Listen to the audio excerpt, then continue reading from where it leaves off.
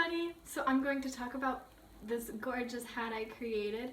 So since this hat is dramatic, obviously it has to have a dramatic name, so I'm calling it the Life and Death hat because of the color symbolisms of the black versus the white, which is death versus life.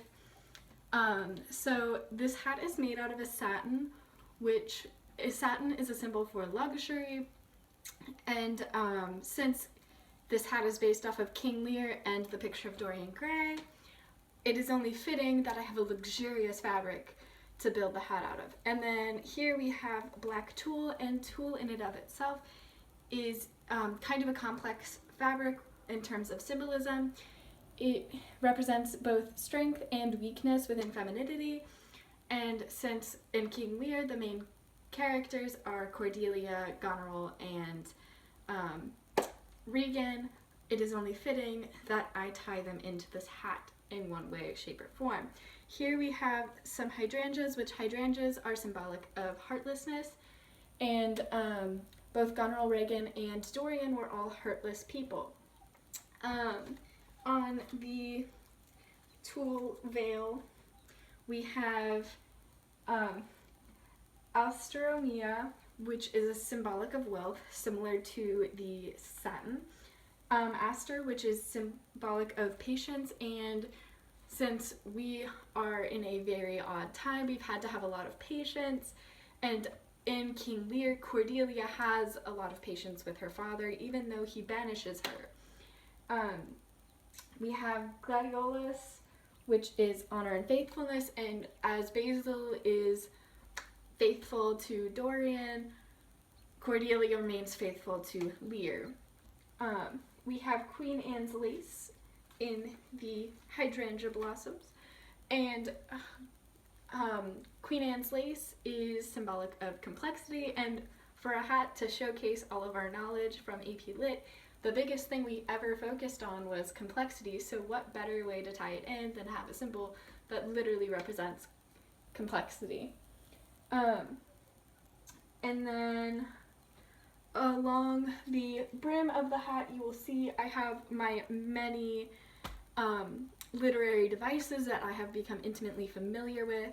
We have a 3x3 here and here for the picture of Dorian Gray and King Lear. And then on the back of the hat, we have two quotes. One from Shakespeare, which is, "He that has a house to put one's head in has a good headpiece. The codpiece that will house before the head has any. The head and he shall louse. So beggars marry many. The man that makes his toe what his heart should make, shall of corn cry woe, and turn his sleep to wake. For there was never yet fair woman, but she made mouths in a glass." So basically at this point in time, King Lear, Kent, and the Fool had all been excommunicated by Goneril and Regan, and they are wandering through a storm, and the Fool is commenting on how King Lear has just been stripped of his power and his crown, and he no longer has that title anymore, and he is no more than a beggar or peasant, like the Fool himself. And then from the picture of Dorian Gray, we have the books that the world calls immoral are books that show the world its own shame.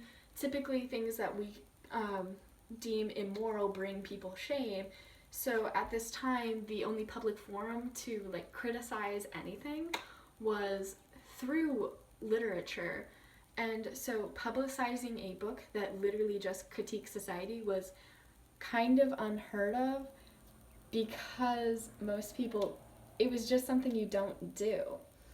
Whereas today we see that quite commonly with debates and all of that jazz.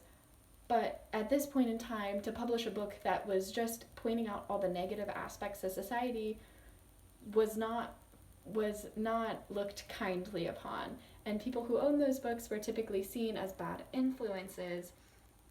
And so for Dorian to pursue one of those novels is him transitioning from this innocent, pure being to this corrupt person, which we can clearly see his corruption as we watch the painting deteriorate over time. And then I believe that is everything on the hat. Thank you so much for watching. Have a nice day.